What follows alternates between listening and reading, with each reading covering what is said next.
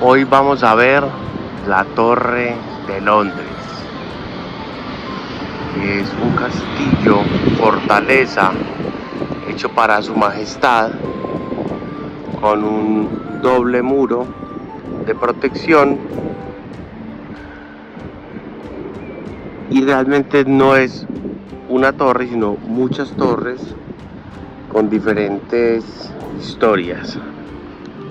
Y aquí, desde aquí mismo vemos un edificio que se llama The Shard, que es el más alto aquí del Reino Unido, como una pirámide de cristal. Tiene 300 y pico de metros de alto, y para hacerlo tumbaron un edificio que había ahí de 24 pisos. La Torre de Londres tiene la fama de que a todo el mundo lo mandaban allá y lo torturaban, pero también fueron residencias. Donde sí sacrificaban la gente era en este morrito donde estamos, en el Memorial Hill, en una colina al frente del castillo que acabé de mostrar. Y aquí sí se llegaron a ejecutar 112 personas en la época antigua y 12 personas durante la Segunda Guerra Mundial. Y aquí hay un monumento que hay que respetar mucho, porque es el monumento a los marinos que murieron en las dos guerras mundiales y que no tienen más tumba que el océano. Las dos guerras mundiales que se les llama el suicidio de la razón, donde todo lo que aprendió el ser humano lo hizo para acabarse. Todo lo que aprendimos fue para matarnos. 50 millones de muertos en la Segunda Guerra. Todos los veteranos de la Segunda Guerra Mundial, usted los ve cuando salen a la calle, se ponen una florecita de esta en el pecho. Y cuando hay un día de celebración aquí para los veteranos, todo el mundo se pone una florecita de estas en el pecho, pero de plástico. Nunca la había visto en la realidad. Volviendo aquí a la torre, aquí se protegía a su majestad, y hay personajes que uno ha escuchado por ahí en las películas que tienen que ver con esto, como por ejemplo Guillermo el Conquistador, que era un líder de los franceses que invadió Inglaterra, y como en el año 1000 se hizo a este castillo. Vean el primer muro de defensa, el segundo muro de defensa, entre un muro y el otro hay un foso, y luego las construcciones. Esto va a estar grandecito y largo para que tenga paciencia. They erected a permanent scaffold that came with its own seating area and its own standing area. Esta es la Torre Blanca, más o menos una ejecución convocaba a unas 35.000 personas, y eso había bailarines, había, mejor dicho, como no había wifi, ni Nintendo, ni televisión, ese era un gran día de domingo. Defensive wall is behind me, it's about 50 feet high. Outer defensive wall is behind you, it's considerably lower, designed like that for defensive purposes, but in most places the outer wall is around 30 feet thick. The buildings behind you that stretch down there to my right, and the production of all of those coins. Gravity! You're all very welcome. Down there to the right, on the other stayed for 3 or 4 years before coming back to the Tower of London to prepare. Aquí vivió una de las Tudor que tuvo un rollo con la famosa María, de donde salió la frase Bloody Mary. Tuvieron ellas ahí como un tema. Y una de ellas era María, la del Bloody Mary.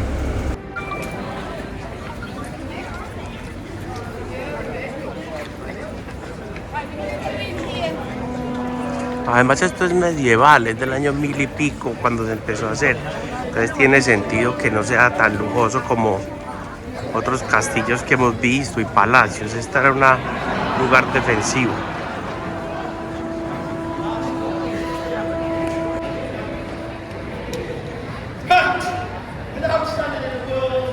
His wife. The square tower behind you is the infamous Bloody Tower. This. Pero ¿por qué se le llamaba Bloody Mary a la Reina María?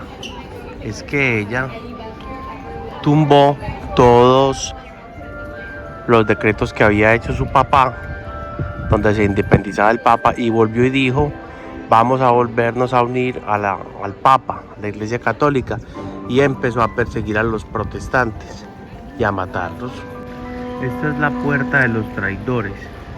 Estamos al nivel del río Támesis y los Tudor hicieron esta entrada para acceder al castillo directamente por el río.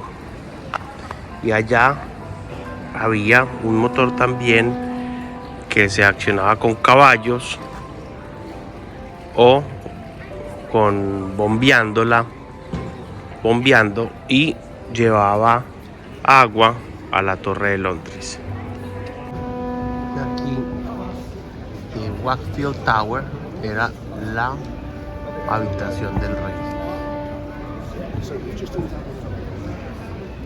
Esta es formalmente la Torre de Londres y esta es la casa donde se guardan las joyas de la corona. Esto aquí sirvió para ser Casa de la Moneda, donde se hacían las monedas. Tesoro de Inglaterra, para guardar el oro y lo que tuvieran. Casa de Fieras, donde se ponían y se exhibían bestias salvajes en ciertos patios. Prisión, también fue prisión. Y casa de los reyes, de diferentes reyes.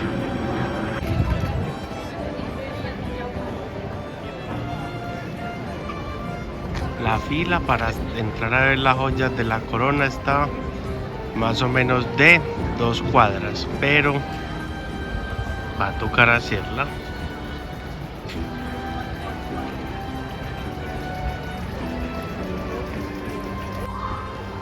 Así se ve más o menos cada una de las torres defensivas con estos sistemas que también los conocemos en Cartagena. Y muy medieval. Aquí no es nada de lujo, esto es pura defensa. Esto es del año 1000, 1100, 1200 y es patrimonio de la humanidad porque está muy bien cuidado. Aquí podría verse una persona vestida en esta época de la Edad Media. Así se vestiría una mujer más o menos de esta edad. Country for these past 18 years. We have not seen. Este es como alguien que da las noticias de la reina. Sorry. I just remember how long. Este era el edificio del viejo hospital de acá del castillo. Buena parte de estos edificios se utilizaron como centros de comando en la Segunda Guerra Mundial, y los bombardeos de Londres, que se dieron por 53 días seguidos, hicieron graves daños en las estructuras. Entonces muchos se tuvieron que dejar de utilizar por un tiempo. Y vamos a encontrar una colección de 143 piezas, anillos, bandejas, cubiertos, vestuario, incluso la corona con la que se corona el rey. Aquí hace 600 años todavía se siguen haciendo unos rituales de cambio de guardia y respecto a la entrega de las llaves de las joyas de la corona. Aquí se ve bien el sistema defensivo, que es así muy intrincado como para que no sea fácil moverse por las murallas. Aquí se vería desde las torres un primer muro, el foso, el segundo muro. También la fortaleza se utilizó durante la Primera Guerra Mundial, sobre todo como centros de comando y control. Y en la época antigua, 1200 y pico, también se utilizaba para almacenar alimentos y todo lo que la realeza pudiera necesitar. Afuera de la iglesia hay unas tumbas y le dicen a uno que por favor trate de no sentarse en la tumba del Señor. Esta es la capilla.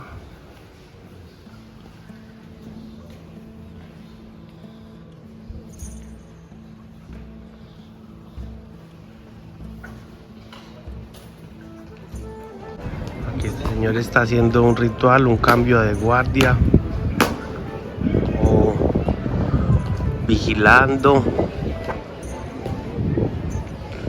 Bueno, pues a ver si se despierta porque qué trabajito tan maluco.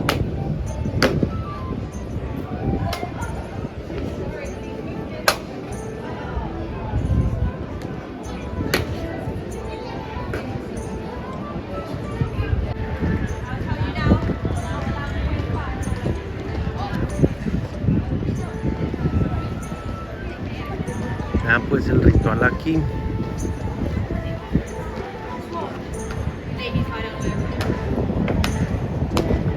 Hay las niñas aquí como vamos a ver. Mucha visita escolar. Tema más serio que es mejor no ponerse ahí a joderlos porque le pegan un grito a uno pero bravo. No enfocan a nadie, no miran a nadie. Obviamente ya adentro de la torre se pueden ver la construcción y cómo eran las armaduras de la época medieval. La Edad Media no se dio sino aquí en Europa, la Edad Media no se dio en ningún otro lado donde estos señores no hicieron sino entre reinos luchar por el poder y matarse entre ellos. Las armaduras están marcadas por quién era su dueño. Por ejemplo, esta era del príncipe Carlos I y así todas las armaduras. Se ve bien la careta de protección. Aquí como una pequeña espada, estribos de campana. Armaduras de 1500, la armadura de ellos más o menos puede pesar unos 35 kilos. Ya una armadura liviana de mujer, pues se está movilizando por ahí por zonas peligrosas. Y estos eran los picadores, pues estas barras, perdón, de mujer no, era de los picadores. Miren la pequeña artillería de ese momento. Claro que un cañoncito de estos, una bala le arranca una pierna a uno. Altos, mucha de la estructura es madera. Debían ser bastante fríos, aunque este lo veo menos oscuro que otros que hemos visitado. No sé cómo sería el frío acá, que ya vieron el tamaño de la chimenea. Vea el señor. Vean las chimeneas como eran para poder medio calentar el ambiente. Esta es una capillita al interior del castillo. Uy, parece un coliseo romano.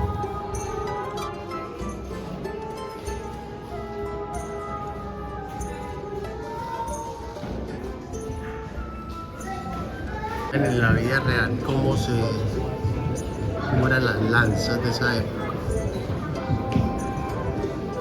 Largas, por ahí de 2,50 metros y con diferentes filos, vean, filos aquí abajito y filos más arriba y punta. Pero los veo Jorge 700, otro Jorge II, Jorge III, Jorge IV, William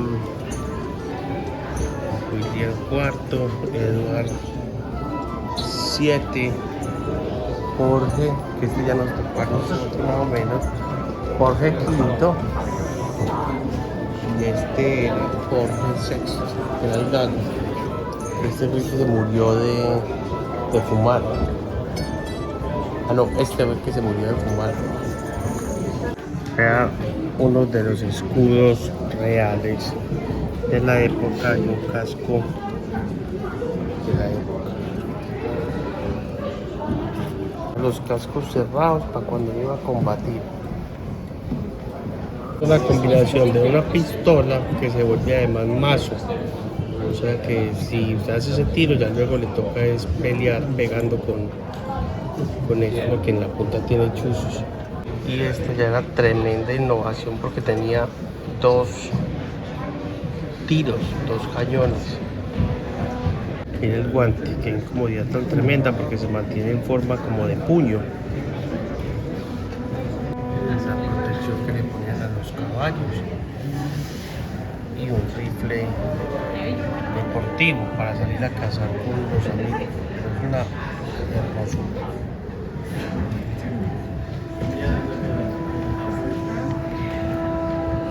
Ven cómo eran las armas talladas, las armas deportivas. 500, 1600. Iban los ejércitos de 1600 con el arcabuz, que es esta escopeta, y la espada. Es de las primeras o la primera pistola como recargable. Esta es una pistola de plata forrada en oro. Y esta también. Todas son regalos que le daban a la realeza.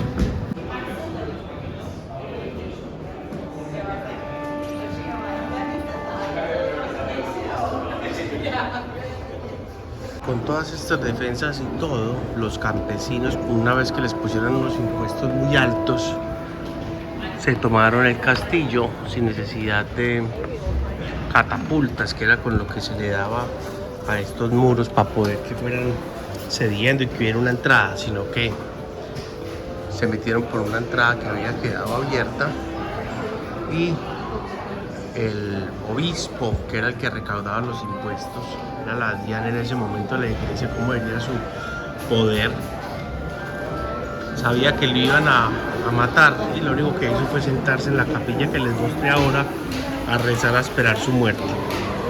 A estos campesinos le cortaron la cabeza al párroco y uno de los carniceros hizo de que le cortaba la cabeza, verdugo. Entonces estaba un poquito borracho el carnicero ese día y le tuvo que meter 8 hachazos y luego exhibir la cabeza en la Torre del Once. Se atacaban también con estos elementos incendiarios. Se llenaba aquí de todo lo que iba incendiario y se lanzaba con una catapulta o un mortero. Las bolas, que según la artillería pues, de la época iban aumentando, y también el cañón que sea capaz de soportar estas bolas. Mire esto, para mover esta artillería por estos campos se necesitan caballos, bueyes, de todo. Son hasta bonitos los cañones de artillería. Mira la fusilería con cuchillo en la punta, con la daga, la otra artillería y las pistolas. Ningún avance en la guerra realmente es un avance. Siempre un avance en la guerra será un retroceso para la humanidad, pero bueno, es curioso. Poco es cierto que en la guerra se hagan los desarrollos científicos y tecnológicos, sino que los desarrollos científicos y tecnológicos se adaptan a las necesidades de la guerra. Me regañaron y casi me meten a la cárcel 2 veces. Entonces vea, la corona era como así, la joya de la corona, pero había que verla desde una plataforma móvil y me estaban ya persiguiendo los celadores.